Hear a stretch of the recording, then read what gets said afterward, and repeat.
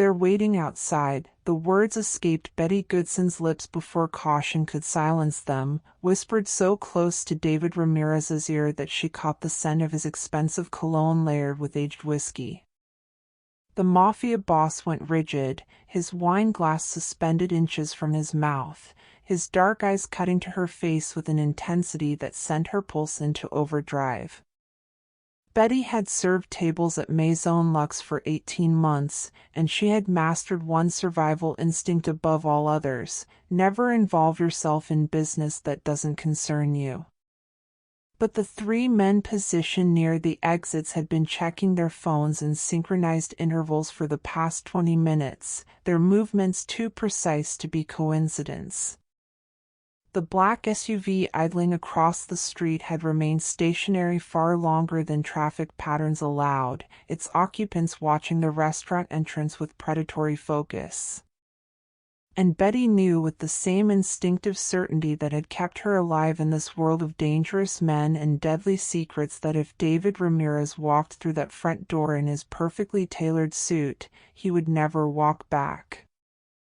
Ramirez studied her face for what felt like an eternity, his jaw tight and his entire body coiled with the stillness of an apex predator calculating whether to flee or strike. He was devastatingly handsome in a way that screamed danger, mid-30s, with a strong jawline and dark hair slicked back to reveal the edge of neck tattoos that climbed from beneath his crisp collar, visual proof of affiliations that made powerful men nervous. Everyone who worked at Maison Luxe knew who David Ramirez was, the territorial boss who controlled the city's South District, a man whose reserved table in the corner commanded respect from politicians and criminals alike. Betty had watched him dine at table 12 twice weekly for the past year, observing the subtle choreography of power that surrounded him, the way other patrons instinctively lowered their voices when he arrived, how restaurant management treated his presence like visiting royalty. The crystal chandeliers cast glittering light across white linen tablecloths and gleaming silverware, creating an illusion of refined civilization. The ambient sounds of the dining room, quiet conversations, the delicate clink of expensive stemware, soft classical music floating from hidden speakers, seemed to fade into muted background noise as the moment stretched between them. His hand, adorned with a gold signet ring that caught the light, slowly lowered from the wine glass back to the pristine tablecloth. "Explain," Ramirez said, his voice low and controlled in a way that made the single word sound like a command backed by lethal consequence. "You have 30 seconds. Betty's professional composure wavered as the full weight of what she'd just done crashed over her. She had broken the cardinal rule. She had made herself visible to one of the most dangerous men in the city. There was no taking it back now. They've been checking their phones at identical times, coordinating. And there's a black SUV across the street that hasn't moved in 23 minutes, which is impossible in this traffic zone unless they're waiting for something specific." She paused, meeting his eyes directly. "Or someone specific. You always leave at 9:15, Mr. Ramirez. They know your routine." The dangerous stillness in Ramirez's expression shifted almost imperceptibly, surprise flickering across his features before being replaced by cold calculation. His gaze swept the dining room with new awareness, cataloging the three men Betty had described, then returned to her face with something that looked almost like respect. "What's your name?" he asked. "Betty Goodson." "How long have you worked here, Betty?" 18 months. His expression shifted again, some internal assessment being made and filed away. "You notice a great deal for waitstaff. In a restaurant like this, Mr. Ramirez, noticing things is how you stay alive." Betty's hands were steady despite her thundering pulse, years of high-end service training keeping her poised even as fear and adrenaline warred inside her chest. "I see everything that happens at these tables, who's making deals, who's lying to associates, who's about to make a move they'll regret. I just never get involved. She held his gaze. Until tonight. The weight of those two words hung in the elegant air between them, loaded with implications neither of them needed to speak aloud. Betty had just crossed an invisible line that separated the seen from the invisible, the safe from the endangered. Whatever happened next would reshape everything. Ramirez reached for his phone with deliberate calm, typed a rapid message beneath the table's edge, then refocused his complete attention on her. You just saved my life. That means you're part of this situation now, whether you intended to be or not.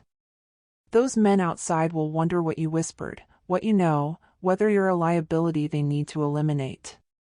His voice dropped even lower. Do you understand what that means? Betty's mouth went dry, but she nodded once, sharp and certain. Good. Ramirez stood with fluid grace, his tall frame commanding even in the act of rising from a chair. His hand touched her elbow, a gesture that appeared casual to any observer but carried the unmistakable weight of control. Then we're going to have a longer conversation. Somewhere private. As he guided her away from the table, past curious glances from other diners who quickly looked away, Betty felt the fundamental architecture of her life shifting beneath her feet. The chandeliers still glittered overhead, the wine still flowed, the violin still played its elegant melody. But for Betty Goodson, nothing would ever be simple again. Ramirez moved with the assured efficiency of a man accustomed to command, his hand remaining light but insistent against Betty's elbow as he steered her through the dining room. Patrons looked up, then quickly away, their curiosity no match for their sense of self-preservation. They passed through the swinging kitchen doors where line cooks and dishwashers suddenly became intensely focused on their work, eyes averted as the boss's presence created a wake of tactical blindness through the heat and noise. The manager's office was tucked at the end of a narrow hallway, a small room furnished with dark mahogany desk and chairs, dim amber lighting casting long shadows across leather-bound ledgers. Ramirez closed the door behind them with a quiet click that echoed in Betty's chest like the sound of a vault ceiling. Talk, he said, his voice dropping to a register that made the single word feel dangerous. Tell me everything you saw. Betty's professional composure fractured at the edges as the reality crashed over her. She was alone in a locked room with one of the city's most feared men, a man whose reputation was built on decisive violence and absolute control. But she forced herself to meet his dark eyes, channeling years of service training into steadiness she didn't quite feel. 3 men, she began, her voice gaining strength with each word. They arrived at 8:15, 8:22, and 8:31. Each one took a position that controls an exit route, front door, kitchen corridor, patio entrance. At 8:45, they all checked their phones within seconds of each other. I saw hand signals between the one near the bar and the one by the kitchen. Coordinated. Military precision. She paused, gauging his reaction. His expression remained unreadable, but his stillness had shifted from threat to intense focus. There's a black SUV across the street with tinted windows, Betty continued. It's been stationary for 23 minutes, which is impossible in a high-traffic zone unless they're waiting for something specific. She drew a breath. But that's not what convinced me to speak up. Ramirez's eyebrow lifted fractionally. No?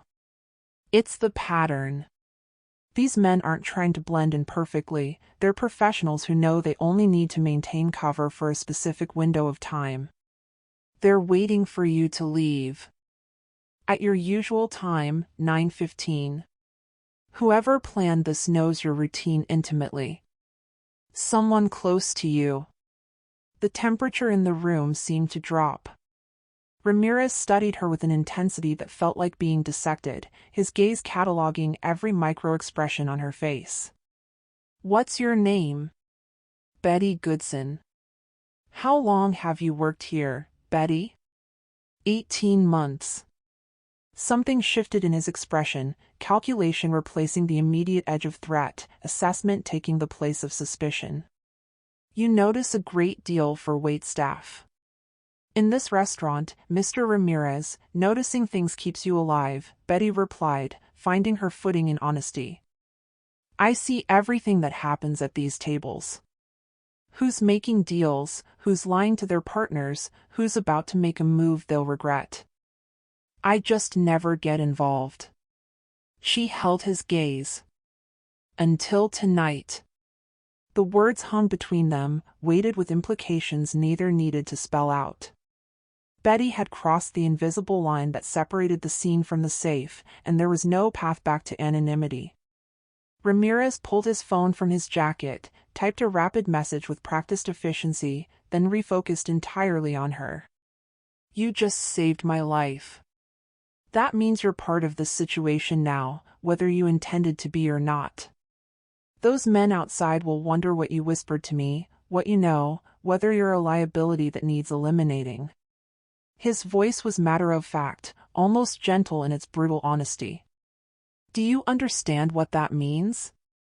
Betty's mouth went dry, her pulse hammering against her ribs, but she managed a single sharp nod.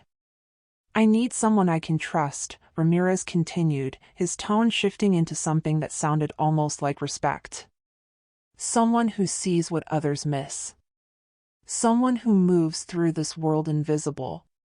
He reached into his inner pocket and extracted a business card, matte black with nothing but a phone number embossed in silver. He held it out to her. You're going to be my eyes in this restaurant. Can you do that? Betty stared at the card for a long moment, understanding that taking it would mean accepting a role in a world she'd spent 18 months carefully avoiding. But as she looked at Ramirez's face, at the intelligence behind those dark eyes, at the deadly purpose that radiated from him like heat, she realized something fundamental had already changed. The moment she'd whispered that warning, she'd stopped being invisible. The only question now was whether she'd be an asset or a casualty. She reached out and took the card, feeling its weight in her palm like a contract signed in something darker than ink. Yes, she said simply. Ramirez's expression didn't exactly soften, but something like approval flickered across his features. Good. Now let's get you out of here alive. Betty returned to the dining room, Ramirez's instructions burning in her mind like a lit fuse. He didn't hesitate. He moved with lethal efficiency, slipping out the kitchen delivery entrance while his security detail staged a chaotic, loud diversion at the front to draw every eye. From the shadows of the service station, Betty watched the three suspicious men realize their prey had vanished. Frustration radiated off them in waves as they checked phones with jerky, angry movements and barked into headsets, abandoning their posts one by one. The adrenaline didn't fade with the morning light. It was replaced by a simple, terrifying text from the number on the card, "Start documenting." I need to know who's watching. Betty transformed. No longer just a waitress in a crisp uniform, she became a covert operative draped in silk and elegance. Her order pad, once used for steak temperatures and wine refills, became a ledger of threats. She cataloged anomalies with a clinical eye, patrons who watched the room instead of their meals, hushed conversations drifting over with keywords like shipments and territory, guests whose gaze lingered too long on Ramirez's empty corner booth. 3 nights later, a silver Mercedes parked across the street. The driver, a man in his 50s with a cold stare and a watch worth more than her car, never stepped out. He just watched from behind dark glasses. Betty bent to clear an outdoor table, her phone silently snapping a picture of the license plate as she gathered dirty napkins. Then there was the couple, the lovers who dined twice in 1 week. They always demanded the table with a direct line of sight to Ramirez's spot. They didn't hold hands, they held whispered strategic discussions. They weren't lovers, they were surveillance. She fed this intel to the burner number, and Ramirez's replies came back sharp and demanding. What time do they arrive? Before or after me? Who do they call when they leave? His questions chiseled her observations into a weapon. For the first time in years, Betty felt her mind truly awake. She wasn't just pushing trays, she was deciphering a puzzle where the pieces were lives and death. The thrill was electric, a dangerous addiction that made the blood sing in her veins, terrifying her even as it made her feel more alive than she ever had serving shrimp cocktails to the elite. 2 weeks melted into a dangerous rhythm of observation and clandestine reporting. Then, the text came, "Meet me after closing." Ramirez arrived just as the last patrons were being ushered out, his presence filling the elegant, now empty space with a palpable tension. The night manager, a man who saw nothing and heard less, discreetly vanished, leaving Betty and Ramirez alone in the dimmed, echoing restaurant. They sat at his usual corner table, the white tablecloth a stark island amidst the sea of silently waiting chairs. Without preamble, Ramirez spread a series of documents across the pristine linen, bank statements, wire transfer records, shipping invoices. His hand, adorned with the signet ring, tapped a column of figures with a sharp click. "Someone is stealing from me," he stated, his voice flat, devoid of emotion, yet carrying a terrifying undercurrent of suppressed rage. "Money is being siphoned from my accounts, diverted through shell companies I never authorized. Shipments are being rerouted. And somehow, my signature is on all the authorization documents." Betty leaned forward, her eyes scanning the meticulous ledgers, her mind already racing ahead of the numbers. "This isn't just theft," she deduced, looking up, meeting his gaze. "This is a takeover. Whoever's doing this wants to discredit you within your organization, make it look like you're either incompetent or betraying your own people." "Exactly."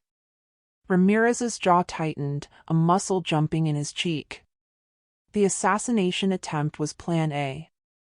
When you ruin that, they move to Plan B, destroy my reputation and take my territory through political maneuvering.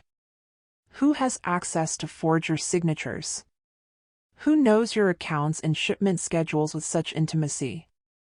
Betty pressed, her voice steady despite the chilling implications.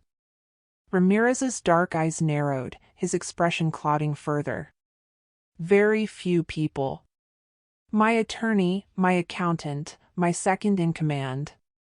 He paused, the name hanging heavy in the air, unspoken for a beat too long. "And Marcus Volkov, my financial advisor." A chill traced its way down Betty's spine. "I've seen him here," she said, a memory clicking into place. "He dined last Tuesday. With 2 men I didn't recognize. They weren't from your organization, wrong body language, too deferential to Volkov rather than cautiously respectful. And..." She rifled through the small, discreet notes in her order pad, finding the entry. "Volkov made a call from the restroom hallway. I overheard him say the transition is ahead of schedule and Ramirez won't be a problem much longer." The silence that followed Betty's words was thick, heavy, and lethal, filled with the unspoken weight of betrayal. "Marcus has been with me for 10 years, Ramirez finally said, his voice dropping to an ice-cold whisper. "He's handled my money, my investments, my legitimate business fronts. If he's turned..." He didn't finish the sentence, but Betty understood. The wound of this treachery cut far deeper than any bullet. "I need proof," Ramirez stated, his gaze burning into hers. "Concrete evidence of his involvement. The organization won't accept accusations against someone so trusted without irrefutable proof." Betty's mind raced, already formulating scenarios, possibilities. "How do we get it?" Ramirez's eyes, grim and determined, locked onto hers. "That's where you come in." The plan was madness, pure and simple.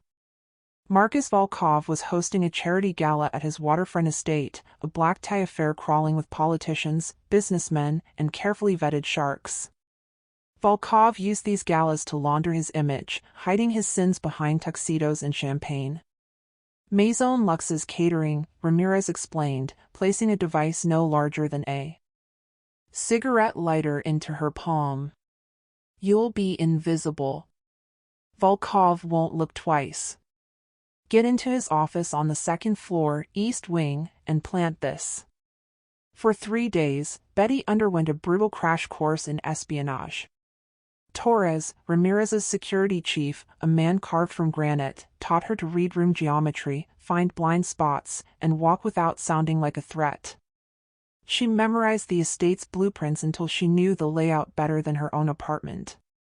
The night of the gala, Betty arrived with the catering team, her uniform crisp, her expression professionally neutral.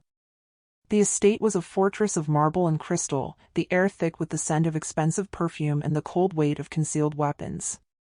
She moved through the crowd with a champagne tray, her eyes cataloging every guard rotation and camera angle while Volkov worked the room with silver-haired charm. At 10:30 p.m., the party at its zenith, she volunteered to retrieve more glasses from the service van.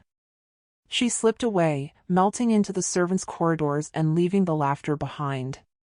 The east wing was silent, the muffled bass of the party vibrating through the expensive carpeting. She found Volkov's office, a heavy oak door guarded by an electronic lock. Her heart hammered against her ribs as she used the bypass key Torres had given her. Click. Inside, the room smelled of old leather and power. She had perhaps 3 minutes. Moving with precision, she slid the recording device deep inside a thick volume of financial regulations on a shelf, ironic hiding spot for a financial trader. She turned to leave and froze. The handle turned. The door swung open. A security guard loomed in the frame, his hand drifting toward his holster. "Who are?" "Oh, thank God!" Betty gasped, letting the mask of the flustered, incompetent server drop over her fear like a veil. "I am so sorry. I'm with the catering staff and I got completely turned around looking for the restroom. This house is a total maze." She laughed, a high-pitched, nervous sound. The guard paused, suspicion warring with the sight of her uniform. "Bathrooms are downstairs. This area is restricted." "I'm so sorry, I'm going right now." She moved toward him, forcing her steps to be steady, refusing to look back at the bookshelf. He escorted her down, his eyes drilling into her back until she merged with the bustle of the kitchen. Betty's hands trembled as she grabbed a fresh tray, but the device was planted. The trap was set. The next 3 days were a masterclass in psychological torture. Betty worked her shifts at Maison Luxe in a trance, jumping every time her phone vibrated against her hip, convinced Volkov had found the bug and that a bullet was already traveling with her name on it. Ramirez's texts were brief anchors in the rising storm, *patience. Predators reveal themselves when they feel safe, *. On the 4th night, the ring sliced through the silence of her apartment at 2 a.m. Ramirez's voice was hard, edged with a cold, controlled fury. "We have it." The recording was chillingly clear. It captured Volkov meeting with 3 men in his office the night after the gala, their voices devoid of hesitation as they dissected the financial frame job and the timeline for Ramirez's removal. But it was the discussion of loose ends that turned Betty's blood to ice. The waitress who warned him, Volkov's voice floated through the speaker, detached and final. Betty something. Find out what she knows. If she's a liability, she becomes a problem we solve permanently. She was listening to her own murder being scheduled over appetizers. "You're in danger," Ramirez stated, the understatement of the year. "Volkov doesn't know you're working with me yet, but he's suspicious. I'm moving you." Within the hour, Betty was in the back of an unmarked car, Torres granite silent at the wheel. They delivered her to a high-rise fortress, sterile, expensive, and utterly anonymous. The apartment was a cage of luxury, floor-to-ceiling bulletproof windows, cold leather furniture, and a silence that felt heavy. Torres pointed out the panic button by the bed and left her with a single warning: don't leave. She spent 2 days in expensive isolation, watching the city lights flicker below like distant stars. She replayed every decision, leaning over the table, planting the bug, wondering if she'd survived the storm she had helped create. Yet, as she paced the sterile rooms, she found no regret. For the first time in her life, she felt like she mattered, like her intelligence had weight and impact in a world that usually treated her like furniture. On the third day, the phone rang. "It's done." Ramirez arrived at the safe house that evening, carrying takeout from Maison Luxe and a bottle of wine that likely cost more than Betty's monthly rent. He looked exhausted, the dark circles under his eyes pronounced, but the lethal tension that had vibrated through him for weeks had finally evaporated. He set the bags on the marble counter, pouring 2 glasses with a steady hand. "The council heard the recording," he said, leaning back against the counter. Volkov tried to spin it, claimed the audio was fabricated. But the financial records, the forged signatures, the diverted funds, corroborated everything. The 3 members he was courting turned on him the moment they realized his betrayal extended to them. "What happened to him?" Betty asked. She wasn't sure she wanted the answer. Ramirez's face was a mask of indifference. Volkov ran rather than face judgment. "He made it to the tarmac before my men intercepted him. The organization doesn't tolerate treason on that scale. He won't be a problem anymore." The implication hung heavy in the air, violence is the only effective law in their world. "And the others?" "Scattered," Ramirez said, swirling his wine. "Without his money and protection, they've been absorbed or eliminated." He looked at her then, his dark eyes intense. "The council was impressed. They asked how I found the leak. I told them I had help from someone exceptionally observant. Someone whose courage saved my life and stopped a war." Betty felt a flush of pride. "They know about me? They know there was someone. I kept your name safe. Here, anonymity is life." He slid a thick envelope across the marble. "Your reward. It's enough to disappear. Start fresh somewhere safe." Betty opened the envelope. The stack of bills made her breath catch. It was more than she'd earned in 5 years of servitude. "What if I don't want to leave?" she asked quietly. Ramirez tilted his head, studying her. "Then you go back. But it won't be the same. You've seen too much. You're not just a waitress anymore, Betty. That knowledge changes you. Has it changed how you see me?" The question lingered. Ramirez took a slow sip of wine. "I've always noticed you. I saw you watching, thinking, understanding what others missed. You're rare, intelligent enough to survive, but decent enough to care." He paused. "Yes, it's changed. The question is, how do you see yourself?" Betty thought about the silence of the safe house versus the hum of the restaurant, the thrill of the chase versus the monotony of service. "I see someone who doesn't want to go back to being invisible." A slow smile touched Ramirez's lips. "Good. Because I have a proposition for you." The Waitress act was perfect cover, Ramirez explained, leaning back slightly, his dark eyes fixed on her. "You move through spaces where men like me conduct business, and no one sees you as a threat. They talk freely around staff, assuming you're too simple or too scared to matter. But you notice everything. You understand implications. You can gather intelligence that would take my men weeks to acquire, sometimes intelligence they couldn't acquire at all." Betty felt the pieces click into place, a sudden clarity. "You want me to continue working at Maison Luxe? As your informant?" Ramirez shook his head, a faint, almost imperceptible smile playing on his lips. "More than that. I want you to expand.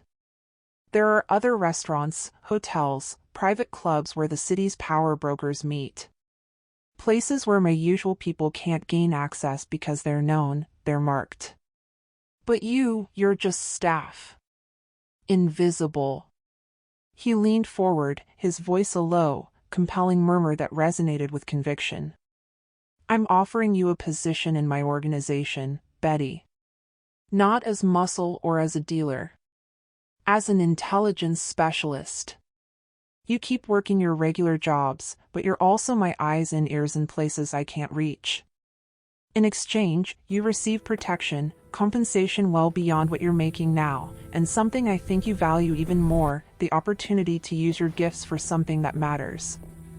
The offer was a dizzying blend of seductive and terrifying. Betty would be stepping fully into a world she'd only glimpsed from the edges, a world where information was currency and mistakes could be fatal.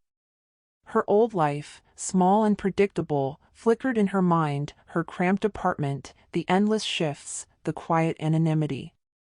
Against that, she weighed the past weeks, the mental challenge, the sharp edge of danger, the exhilarating sense of purpose, and the genuine, unwavering respect in Ramirez's eyes.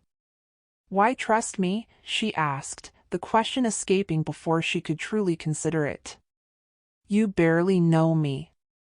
"I trust you because you had every reason not to warn me that first night," he replied, his voice firm, unwavering. "You could have stayed silent, stayed safe. Instead, you chose to act, knowing it might put you in danger. That tells me everything I need to know about your character." He paused, his gaze intense. "And because in my world, loyalty is earned through actions, not words. You've proven yours. Now I'm proving mine by offering you this opportunity." Betty thought of the endless cycle of refilling glasses, the thankless routine. She thought of the thrill of unmasking Volkov, the power of her own intellect. Her decision was made. "I accept," she said, her voice clear, resolute. "But I have conditions." Ramirez raised an eyebrow, a flicker of surprise in his eyes, a man clearly unaccustomed to being given terms. But he gestured for her to continue. "I don't participate in violence. I gather information, but I don't help plan hits or attacks. And if I see something that endangers innocent people, civilians who aren't part of your world, I reserve the right to act to protect them, even if it complicates your operations." For a long moment, the only sound was the hum of the refrigerator. Ramirez's gaze was piercing, weighing her words, her resolve. Then, a slow nod. He extended his hand across the counter, his grip firm, unyielding. "Agreed. Welcome to the organization, Betty Goodson." Betty met his handshake, a tangible connection that irrevocably altered the course of her life. The weight of the moment settled deep within her, heavy and exhilarating. Betty returned to Maison Luxe a week later. To the casual observer, the script remained unchanged, the crisp white shirt, the black vest, the silent, efficient service. But the current beneath the surface had shifted irrevocably. The restaurant manager began assigning her the premium sections without a word of explanation, the velvet booths where the city's titans of industry and crime dined. Other servers noticed the sudden promotion but kept their mouths shut. In a world like Maison Luxe, mystery was just another form of currency, and asking questions was often bad for your health. Ramirez's men treated her with a subtle but unmistakable reverence. When they occupied the tables, they offered slight nods of acknowledgement, a silent signal to the room that she was not to be touched. Outside the restaurant's walls, that protection extended into the streets. She moved through the city with a newfound armor forged in dangerous ink. Betty perfected the art of the double life. She poured vintage wine with a practiced smile while her mind dissected conversations, cataloging faces, and tracing connections between rival factions and corrupt politicians. She sent encrypted reports to Ramirez that dismantled threats before they materialized. She expanded her reach, picking up shifts at exclusive hotel lounges and private members' clubs, becoming a ghost who haunted the city's power centers. Ramirez's competitors didn't even know she existed, which made her the most dangerous weapon in his arsenal. Yet, she never surrendered her conscience. When she overheard a plot to target a prosecutor's family to silence a case, she drew a line in the sand. She warned Ramirez she would tip off the authorities herself if he didn't intervene. To her relief, he redirected the operation, recognizing that her mind was too valuable an asset to lose over tactics he could easily modify. Their dynamic evolved into something complex, professional respect laced with an unspoken attraction, a friendship defined by the perilous edge they walked together. They met regularly, blending strategy with the quiet intimacy of two people who understood the cost of survival.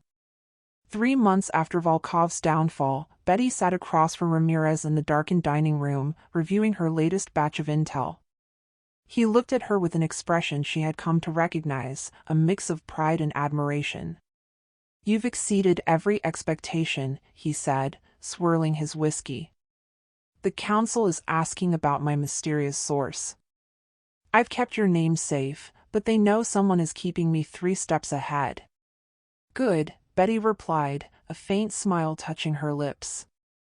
"Invisible is exactly where I want to be." 6 months into her new life, Betty had settled into a rhythm that felt dangerously like destiny. The dual existence no longer felt like a performance, it was simply who she had become. She worked her shifts at Maison Luxe with the same polished efficiency as ever, but her mind was always active, parsing the room for threats and opportunities. She had saved more money than she ever thought possible, a growing fortune hidden away in accounts David Ramirez had set up for her, but the wealth was secondary. For the first time, she possessed a genuine sense of purpose. She wasn't just surviving the world of predators, she was navigating it. One evening, amidst the soft clinking of crystal and the low murmur of elite conversation, Betty's attention snagged on table 4. A young woman, barely out of her 20s, sat across from a man in his 50s. She was dressed in a gown that screamed expensive taste, but her posture was rigid, her hands fidgeting nervously with the silverware. The man was polished, his suit immaculate, but his body language set off every alarm Betty had developed over half a year of surveillance. He leaned in too close, his smile charming enough for the room at large, but his eyes were cold, proprietary. When the woman shifted, as if to stand, his hand shot out, gripping her wrist with a force that made the color drain from her face. He whispered something, his lips brushing her ear, and she flinched visibly. It wasn't the consensual negotiation of power that Betty witnessed in the criminal underworld, this was something darker, more intimate. It was ownership. Betty watched from the service station, her grip tightening on a water pitcher. This wasn't a business deal, a turf war, or a money laundering scheme. It was a trap, closed and personal. It turned her stomach. She moved before she could fully formulate a plan, approaching the table with the practiced ease of a head server. "Is everything satisfactory with your meal this evening?" she asked, her voice perfectly level, her eyes locking onto the younger woman's. "Perfect," the man snapped, not even looking up, his grip on the woman's wrist remaining firm. But the woman's eyes met Betty's, wide and swimming with terrified tears. There was a desperate, silent pleading in that gaze that transcended words. Betty made her decision in a heartbeat. She tapped the man on the shoulder, feigning a look of professional concern. "Sir, I'm terribly sorry to interrupt, but there's an urgent phone call for you at the host's stand. They said it's a personal emergency." The man's head whipped around, annoyance flashing across his features. He checked his watch, then glared at Betty. "This better be important." He stood up, the spell of the moment broken, his hand finally releasing the woman's wrist. He pointed a finger at her. "I'll be right back. Don't move." The moment he stepped away and was out of earshot, Betty leaned in close, placing the water pitcher on the table as a shield. Her voice dropped to a fierce whisper, laced with the authority she now wielded in the shadows. "Are you here willingly?" The woman stared at her, trembling, before giving a microscopic, terrified shake of her head. Betty straightened up, her eyes scanning the room to ensure the man was still distracted at the front desk. The path to the kitchen was clear. "Listen to me carefully," Betty said, her tone leaving no room for argument. You aren't waiting for him. Finish your water in 10 seconds, then stand up and walk calmly through those double doors to the kitchen. Ask for the manager, tell him Betty sent you. He'll get you out the back. The woman swallowed hard, the paralysis of fear slowly replaced by a flicker of hope. Go, Betty whispered. As the woman stood, her legs shaky but determined, and slipped toward the kitchen, Betty turned back to the dining room. The man was returning to the table, confusion darkening his expression as he found it empty. Betty met his gaze, her face a mask of polite indifference. She offered a small, empty smile. She was no longer just a waitress, and she was certainly no longer invisible. She was the guardian of the house, and tonight she had declared the sanctuary closed.